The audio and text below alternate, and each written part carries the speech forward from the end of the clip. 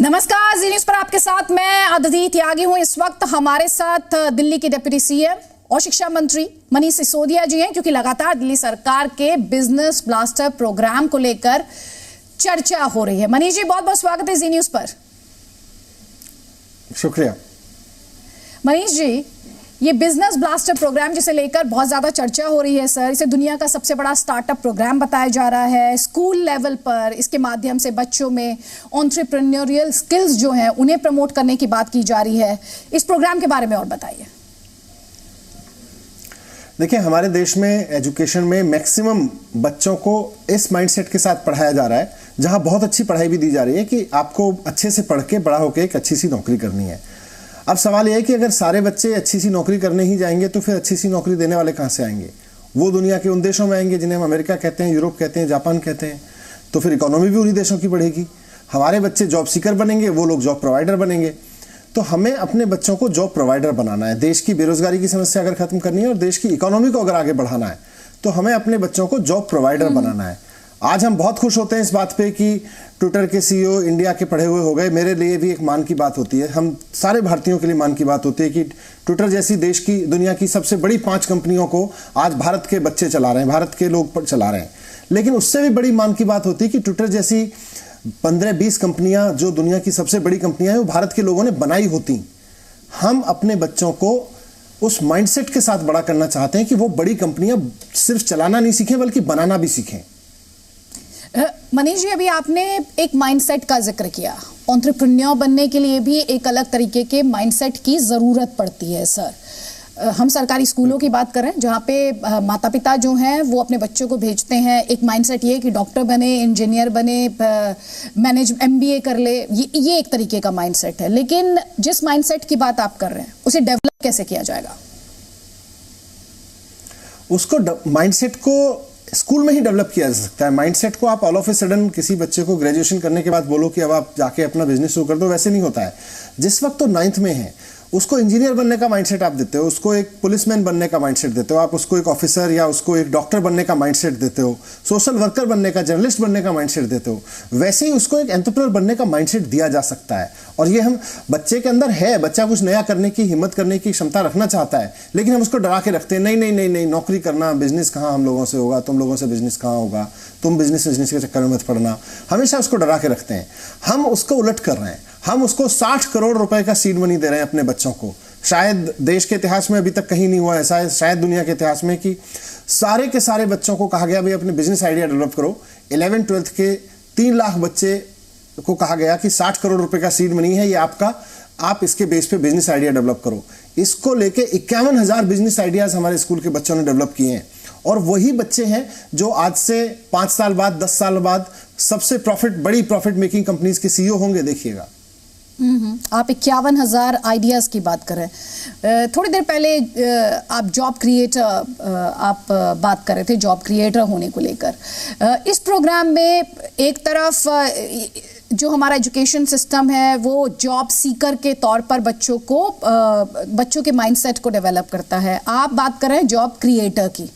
तो ये एक बड़ा शिफ्ट है। आपको ये आइडिया कैसे आया और छात्रों को भविष्य में इससे किस तरह से फायदा होने जा रहा है? क्योंकि हम स्कूल के लेवल पर तो इसकी बात कर रहे हैं, लेकिन उसके बाद जब आपने एक आइडिया कल्टीवेट किया तो उसको आगे कैसे लेकर जाएंगे, ये भी सवाल है। ये देखिए, आइडिया तो अपने आप बच्चे में आगे बढ़ाने की क्षमता है, लेकिन उसको पहली बात तो उसके अंदर वो हिम्मत पैदा करना, उसके आगे उसका रास्ता खोलना। हमने यहाँ पर इस पूरे प्रोग्राम को सिर्फ स्कूल लेवल तक नहीं छोड़ा है, हमने इसमें 2-3 चीज़ें की हैं। एक तो हम इनको बच्चों को जो सीड मनी दे रहे हैं, इसके बाद जो प्रॉमिसिंग आइडियाज़ हैं, जो सक्सेसफुल आइडियाज़ रहेंगे, उनको हम इन्वेस्टमेंट दिलाने में भी मदद कर रहे हैं। आने वाले कुछ महीनों में दिल्ली में हम ये 11वीं-12वीं के बच्चों के स्टार्टअप के लिए इन्वेस्टमेंट समिट करेंगे, जहां हम दिल्ली के देश के इन्वेस्टर्स को कहेंगे कि छोटे छोटे बिजनेस आइडियाज़ हैं बच्चों के, बहुत यूनिक हैं, सक्सेसफुल हैं उनमें से कुछ, तो जो सक्सेसफुल होंगे उन्हीं को एग्जिबिट करेंगे और उसमें इन्वेस्टमेंट मांगेंगे लोगों से, उसमें लोग इन्वेस्ट करेंगे। हमने ये पायलट करके देखा है। दूसरा, फिर इसके जो बच्चे अच्छे निकलेंगे इसमें से, और हमने अपनी दिल्ली की जो स्टेट यूनिवर्सिटीज़ हैं, DTU है, IGDTU है, NSUT है, IP यूनिवर्सिटी है, स्किल यूनिवर्सिटी है, इन सब में हमने 400 सीट्स क्रिएट कराई हैं इनकी हायर एजुकेशन के लिए। तो जो बहुत प्रॉमिसिंग बच्चे होंगे, जो अपने आइडिया पे बहुत अच्छे से यूनिक तरीके से काम करके सक्सेसफुल होंगे, अच्छे रिजल्ट शो करेंगे, उनको डायरेक्ट एडमिशन मिलेगा। उनको किसी कंपटीशन में जाने की जरूरत नहीं पड़ेगी। उनको डायरेक्ट एडमिशन डीटीयू में बीबीए प्रोग्राम में मिलेगा, एनएसयूटी में बीबीए प्रोग्राम में मिलेगा, आईपी यूनिवर्सिटी के, स्किल यूनिवर्सिटी के बीबीए प्रोग्राम में सीधे एडमिशन मिलेगा इस कंपटीशन के माध्यम से, जिसे हम बिजनेस ब्लास्टर कह रहे हैं। अभी आपने 51,000 से ज्यादा आइडियाज की बात की। क्या खुद आपने इस तरह के रिस्पॉन्स की उम्मीद की थी छात्रों की भागीदारी को लेकर? और साथ ही इसमें कितने स्कूल, क्योंकि जो दर्शक आपको दिल्ली के बाहर देख रहे हैं वो ये भी जानना चाहेंगे कि स्कूलों का इसमें कितना योगदान है, कितने स्कूल इसमें इन्वॉल्व हैं? देखिए, हमारे दिल्ली में करीब 1000 स्कूल हैं। अभी तो हमने इसे सिर्फ गवर्नमेंट स्कूल में किया है इस साल। अगले साल से हम इसको प्राइवेट स्कूल में और यूनिवर्सिटी लेवल पे भी लेके आ रहे हैं। अभी हमने इसको स्कूल लेवल पे किया है तो 1000 स्कूल के करीब 3 लाख बच्चे हैं, 3.5 लाख बच्चे। हमने सबको कहा था कि आप अपने बिजनेस आइडिया लेके आइए और ग्रुप बनाइए, सरकार सीड मनी देगी। इसके लिए हमने 60 करोड़ रुपए का बजट रखा हुआ है। तो अलग अलग बच्चों ने ग्रुप बनाए, छोटे छोटे ग्रुप बना के उन्होंने अपना स्टार्टअप प्लान बनाया और स्टार्टअप शुरू किया और सरकार से सीड मनी मांगा। तो स्कूल की भूमिका उसमें यह है कि स्कूल खुद बच्चों की मेंटरिंग करते हैं और आसपास के जो यंग एंटरप्रेन्योर्स हैं, जो सक्सेसफुल एंटरप्रेन्योर्स हैं उनके स्कूल के आसपास के, उनसे उनकी मेंटरिंग कराते हैं, कोचिंग कराते हैं। तो यहां से फिर उनका स्टार्टअप आगे बढ़ना शुरू होता है। सरकार से सीड मनी मिलता है और जैसे ही सरकार से सीड मनी मिलके वो थोड़ा सा आगे बढ़ता है तो सरकार अब इनको लेके जाएगी, जैसे मैंने कहा, बिजनेस समिट में, इनके इन्वेस्टमेंट समिट में। तो स्कूल भी भूमिका निभा रहा है, सरकार भी भूमिका निभा रही है, आसपास की सोसाइटी भी भूमिका निभा रही है और इस तरह से हम इस देश को फ्यूचर जॉब प्रोवाइडर दे रहे हैं। हम सिर्फ जॉब सीकर नहीं दे रहे, हम जॉब प्रोवाइडर दे रहे हैं। आप जॉब प्रोवाइडर देने की बात कर रहे हैं, ये भी अपने आप में इंटरेस्टिंग होगा जानना कि लड़के और लड़कियों में से किस में ज़्यादा क्रेज देखा गया इस प्रोजेक्ट को लेकर, और साथ ही स्कूल्स बंद भी रहे, उससे काफ़ी नुकसान भी हुआ।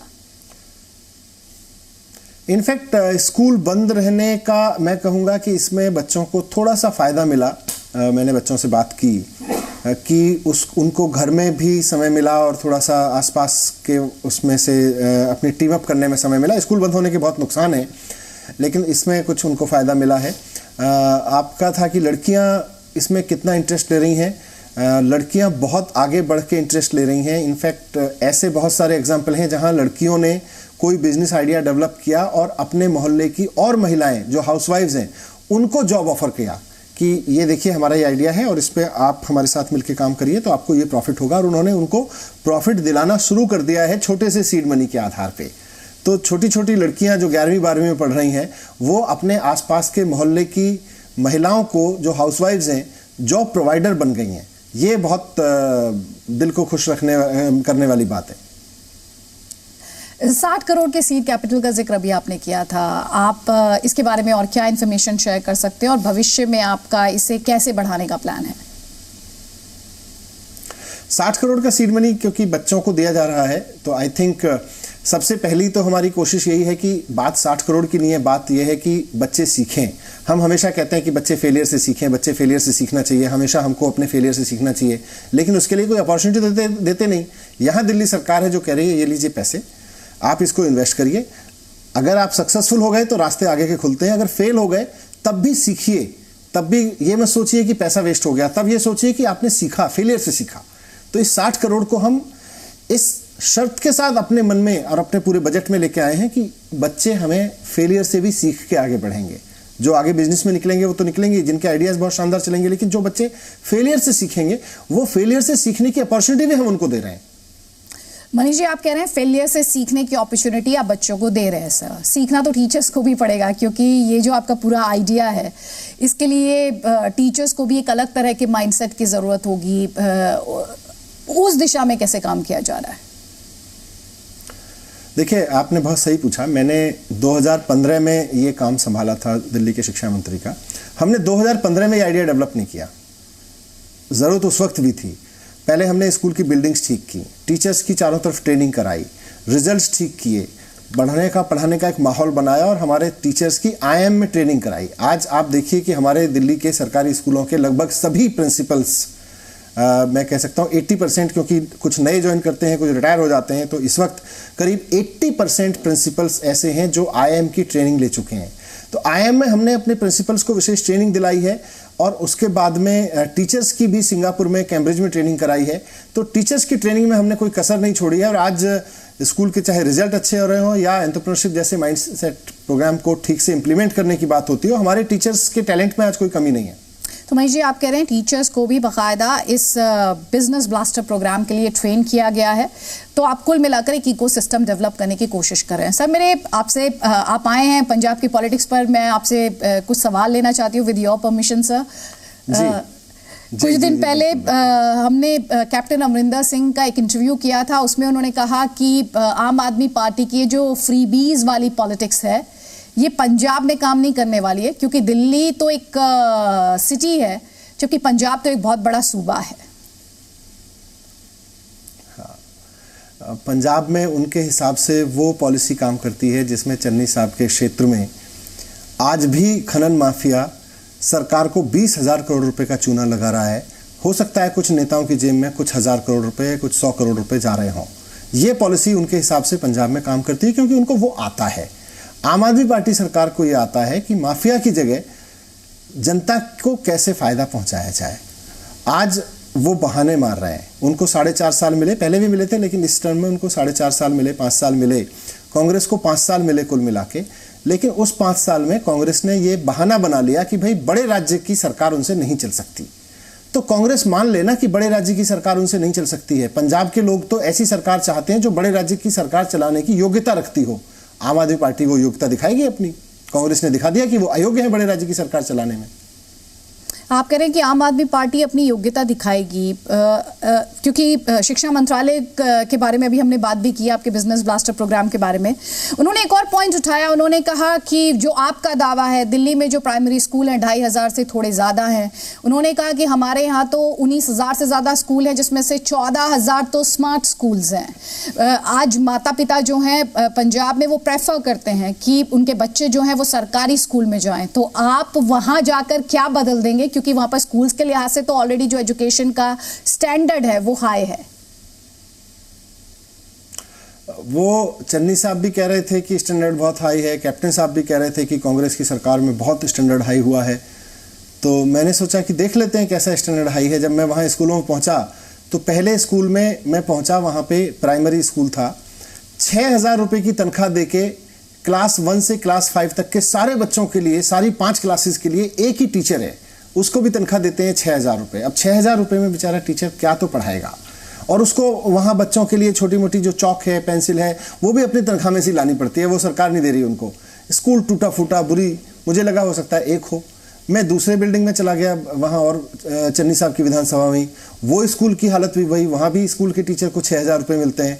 जब तक मैं दूसरे स्कूल से निकला तब तक चन्नी साहब के यहाँ से आदेश आ गया अपने सारे एजुकेशन ऑफिसर्स को और प्रिंसिपल को कि ये मनीष सिसोदिया स्कूल में घूम रहे हैं, इनको अंदर मत घुसने देना, मीडिया वालों को भी अंदर मत घुसने देना, किसी को अंदर मत घुसने देना, स्कूल के ताले लगा लीजिए। कोई भी बाहर का आदमी स्कूल, अगर नंबर 1 है सरकारी स्कूल वहाँ पे, तो खोल दीजिए दरवाजे, जनता देखेगी ना। मेरा आखिरी सवाल सर आपसे ये है, एक सवाल उन्होंने उठाया कि आम आदमी पार्टी दावा तो कर रही है कि पंजाब में वो बहुत बुलंद है, तो एक सवाल जो उन्होंने उठाया वो ये था कि फिर आम आदमी पार्टी से जुड़े हुए जो एमएलए हैं वो पार्टी से अलग क्यों जा रहे हैं, पार्टी से किनारा क्यों कर रहे हैं, अगर इतनी ही स्ट्रांग पार्टी है और इलेक्शन जीत रही है। और उन्होंने कहा कि इनका अरविंद केजरीवाल आते हैं कैंपेन करते हैं, चले जाते हैं, इनका सीएम कैंडिडेट कौन है। उन्होंने कहा हो सकता है नवजोत सिंह सिद्धू आपकी पार्टी में आ जाए। दोनों पर आपका जवाब। सीएम कैंडिडेट तो सीएम कैंडिडेट का जवाब तो बहुत बार दे चुके हैं कि एक समय आएगा, अभी चुनाव में उतना समय है कि हम सीएम कैंडिडेट अनाउंस कर सकें, और हम करेंगे, सीएम कैंडिडेट अनाउंस करेंगे। पर अभी तो कांग्रेस ने भी अपना सीएम कैंडिडेट अनाउंस नहीं किया है। अभी तो कैप्टन साहब की पार्टी भी पता नहीं बीजेपी से चुनाव लड़ेगी, अकेले चुनाव लड़ेगी, तो बहुत सारी चीज़ें बहुत तरफ से आंसर नहीं है अभी। और जहाँ तक हमारे एमएलएज की बात छोड़ने की है, तो वो 1-2 एमएलएज हैं जिनको ये कहा गया भाई अब आपका 5 साल का परफॉर्मेंस ठीक नहीं रहा है, आपको टिकट नहीं मिलेगा, तो उन्होंने हो सकता है वो कांग्रेस उनको टिकट दे, तो इसलिए उन्होंने कांग्रेस का हाथ थामा। नवजोत सिंह सिद्धू पर जवाब नहीं दिया मनीष जी आपने। आपकी स्माइल बहुत कुछ कह रही है, आ तो नहीं रहे आपकी पार्टी में। आपने 3-4 सवाल एक साथ आपने पूछे, तो उसमें नवजोत सिंह सिद्धू को कैप्टन साहब आम आदमी पार्टी का मुख्यमंत्री कैंडिडेट बनाना चाहते हैं, मैं समझता हूं कि कैप्टन साहब खुद बना लें अपनी पार्टी का मुख्यमंत्री कैंडिडेट उनको। Thank you so much Manish ji, बहुत बहुत शुक्रिया। दिल्ली के डिप्टी सीएम और एजुकेशन मिनिस्टर, बहुत बहुत शुक्रिया सर जी न्यूज के लिए वक्त निकालने के लिए। Presenting B News app, available on Google Play and App Store. Download it now.